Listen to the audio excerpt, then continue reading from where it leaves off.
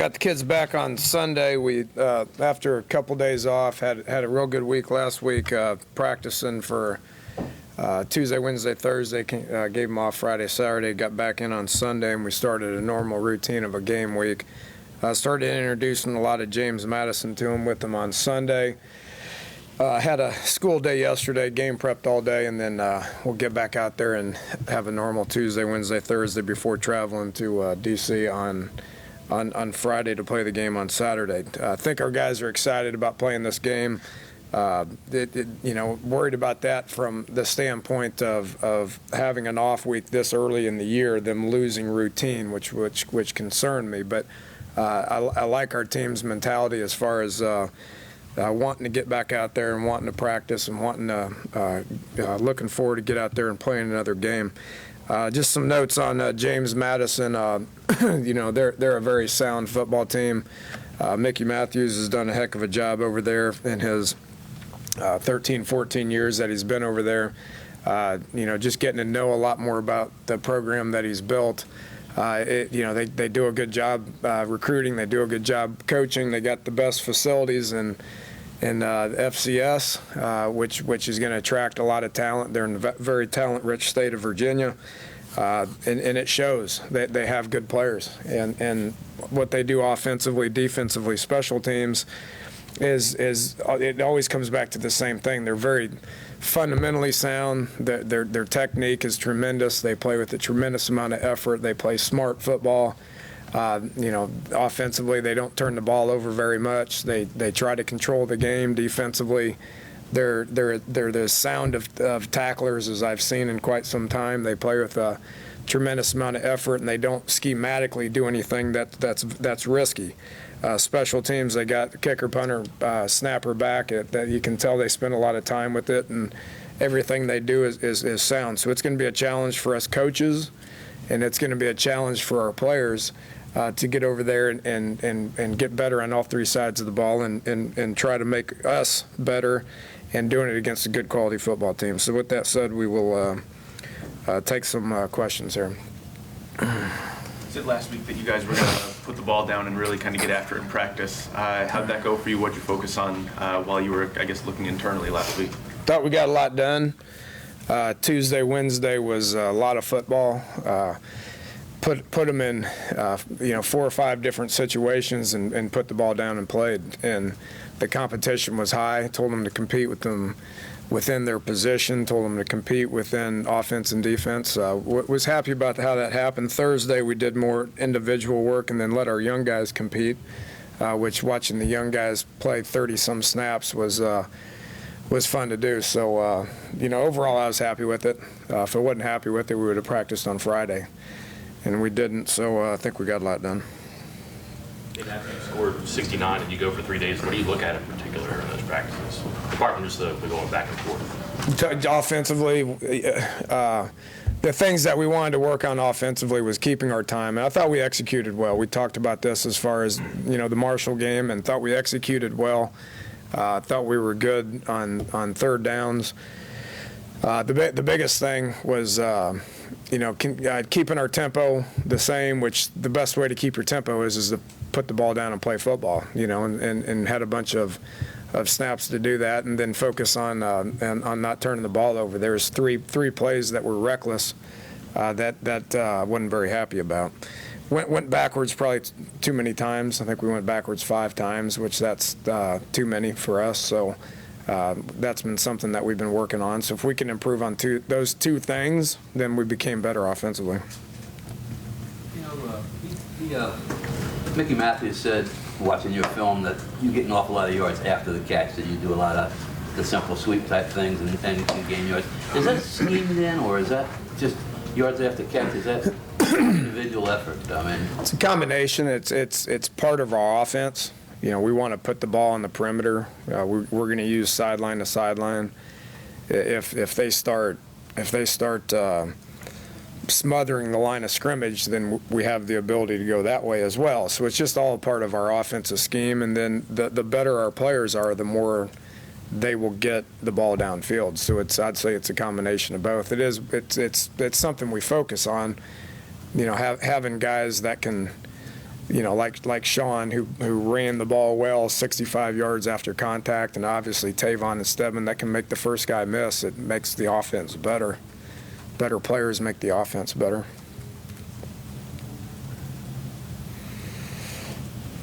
You mentioned tempo several times as one of the things that you were pleased with in the Marshall game, but it's not like you guys were racing up to the line of scrimmage every snap and just trying to get the snap off as quickly as possible. What is it you hope to accomplish with tempo? Is varying it as much a part of anything as what you're trying to do?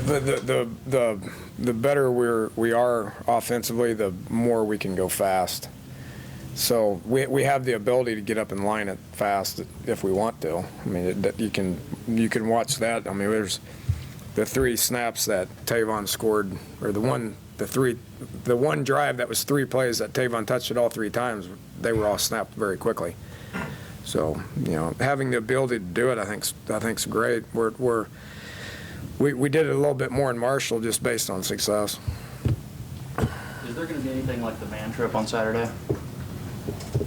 It's a home game, isn't it? Not that I'm aware of. We'll treat it like a road game.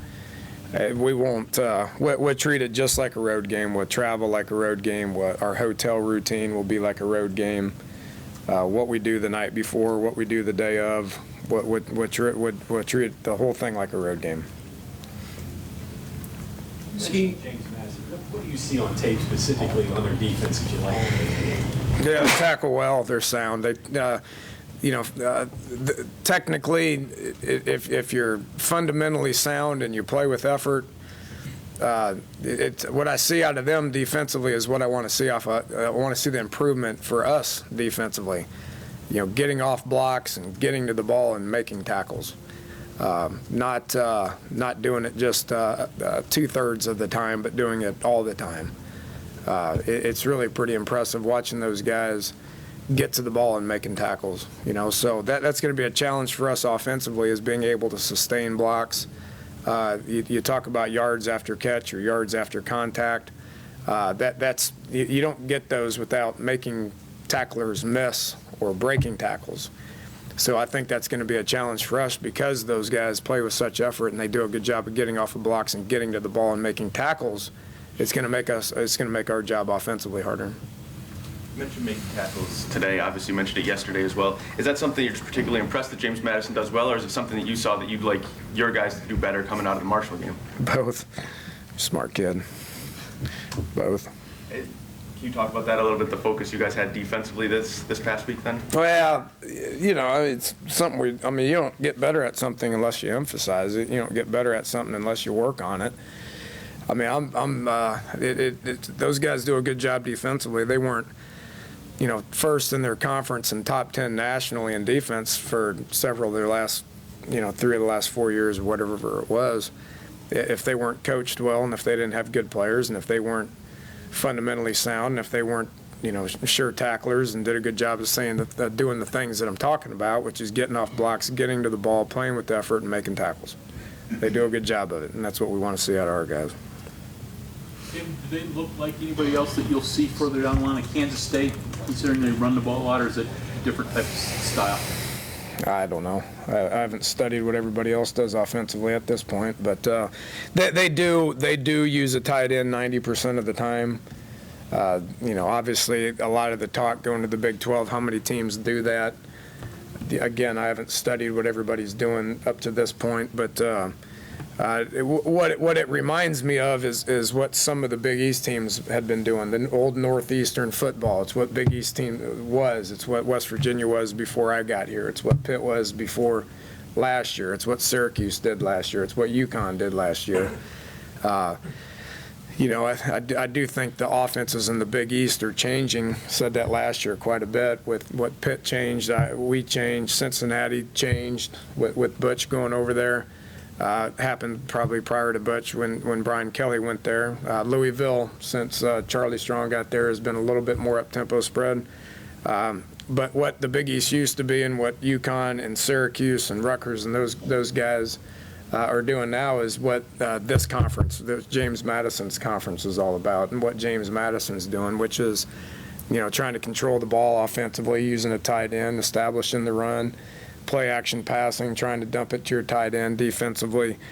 All about playing with effort, and I think James Madison defended 62 plays a game last year.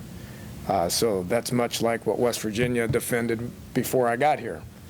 So it's the landscape of college football is changing slightly. I just don't think it's got to them yet. You mentioned in that about how all this is happening in college football, and usually it filters the other way down from the pros to college game, I presume. But it seems like now the pros, they're talking about they had 6 games where teams scored 40 points or more. Is it changing that way too? Is it going that way? Looks like it to me. You saw the Baltimore game last night, right? I mean, that looked like a whole lot of up-tempo, shotgun, spread the ball around, try to vary tempo, get up, run reverses, throw the ball downfield. Whether it is or not, I don't know. I don't have time to study all the NFL offenses, but yeah, I think it's headed there. Do you use game tape from when James Madison beat Virginia Tech at all as like motivation this week, or watch it at all? I don't know. It's a good question. We'll probably have something on the highlight tape that references it. We did last year when we played Norfolk State. We referenced. I mean, and that's what everybody references. And every time the FBS team plays a FCS team, you're going to make reference to that. But it's becoming more and more apparent, and it's happening more and more. Back when App State beat Michigan, I mean, that was the talk of the year, right? Well, that's happening pretty much every week when an FCS team plays an FBS team. So, we're going to be ready to play. We're going to be motivated to play. We don't want them to be talking about us this Saturday night. Hey, your gray uniforms are a recruiting thing, right? And this is one of those exposure recruiting trips, I think. Is this a time to bring them out, I guess, for the first time? Maybe. I don't make that decision. I didn't. Senior, well, the captains do, so. You can wear gray at home or on the road. I think you can. So this is a home game, but you could also wear them on a road game, or I don't know. I got a whole lot to worry about. Uniforms is not going to be one of them. It's never really treated like a road game, but clearly this wasn't scheduled to be a road game. What do you take away as a team, as a program, playing in the D.C. area and at a pro stadium and everything that comes with that? It's important to us to have a presence over there. It's important to us recruiting-wise. It's important to 20-some of our kids that are from the eastern coast over in that area. So all that makes sense to me, and Oliver and Dr. Clements, it's been important to them. I think once we switched conferences and we play a lot of our road games in the Midwest and the Southwest, that it became more important to play a game on the East Coast, because in the Big East you usually played over there 3 times a year. So from a family standpoint, from a recruiting standpoint, it's important to us to have a presence over there, and we'll take advantage of it. I think our guys like playing in the pro stadiums.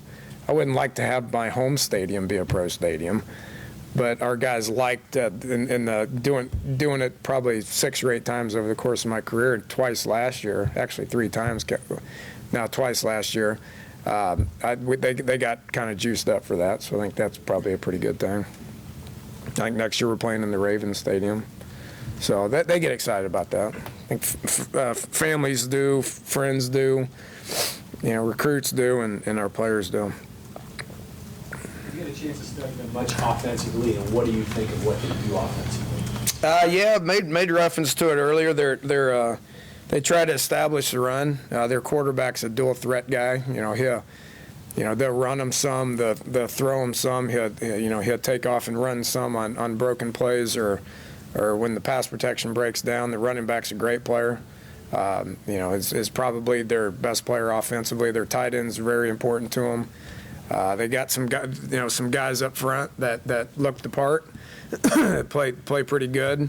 They're going to try to establish a run. They're going to probably try to get the ball to the tight end, and then if you put too many people up there, they're going to try to win some one-on-one matchups outside.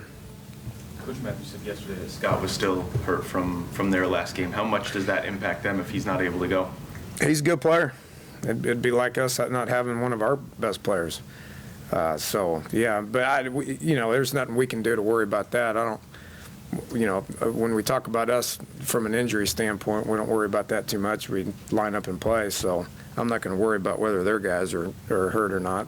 He's a good player. He's a great player on tape. We're going to anticipate him playing.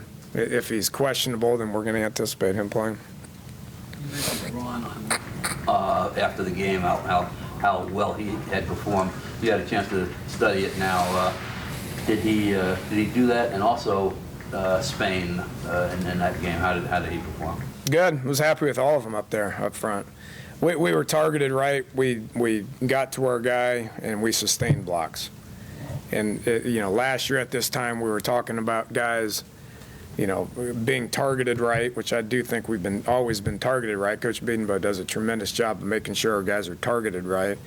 But sustaining blocks is important, and it's light years ahead of where it was a year ago at this time. Not only with Jeff, but with Joey and Pat and Spain, and having Josh back brings a presence to our O-line, brings an attitude and a mentality to our O-line. He's played a lot of ball and he's got some pop to him.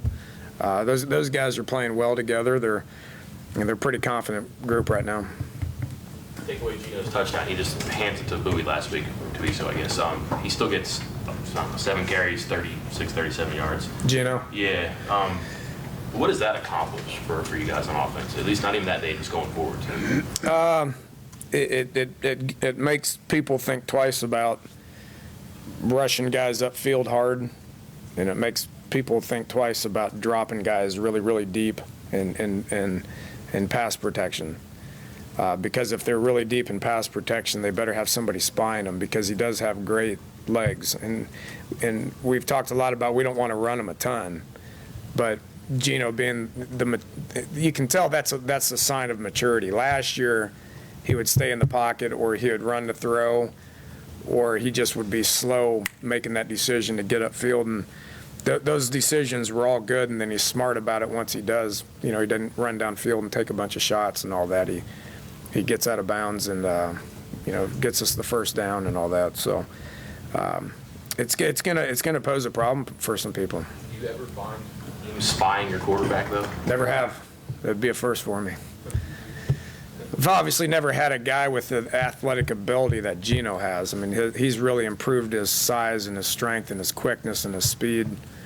So he's obviously improved all those areas to where he feels a little. And the one thing that he said after the game, and I told you all this, is the game slowed down a little bit for him.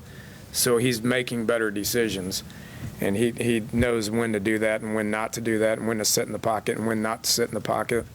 I think that's a sign of his maturity as a quarterback and where he's at as a quarterback now.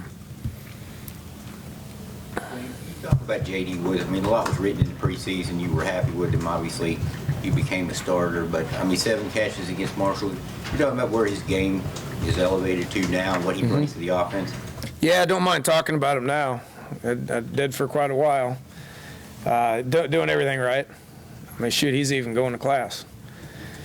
So he's doing everything right. He brings us a ton of energy. His demeanor on the sideline, his demeanor in practice, his demeanor in the weight room, even his demeanor in study hall now has changed. It's fun to watch a kid that didn't do that in the past look at his senior year and say, "Ooh, I better get my stuff together here, because it's about over for me." And he took advantage of that, and he's taken advantage of being a senior, and he's matured in all areas of not only football but off the field as well, and is playing well. He's a guy that we're obviously going to throw it to.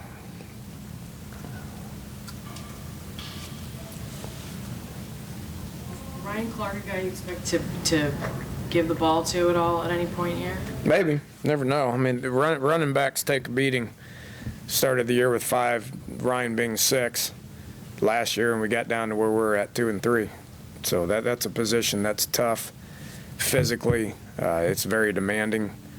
Really happy with Sean, really happy with Bowie. But Ryan's probably the next guy right now. You guys' offensive and so coaches sit together, watch film, right? Quite a bit. What did you see from cornerbacks and safeties as to how Marshall, with the pass, worked on your guys? Marshall's offense against our defense, it starts with pressure. Didn't do a very good job of getting pressure. We got to continue to figure out how we get pressure, whether that's individual guys winning or whether that's through blitzes. And you know, so it starts with that. He can't just sit back there. If he sits back there, he's gonna find guys, any of them. And Cato did a heck of a job of that. He did a good job of sitting in there, not panicking, and getting it to his open guys. And Marshall's got some good receivers. I give him credit for that. But it starts with pressure, and then defensively, we gotta match routes, and we gotta make plays on the ball in the air. Didn't do a very good job of that.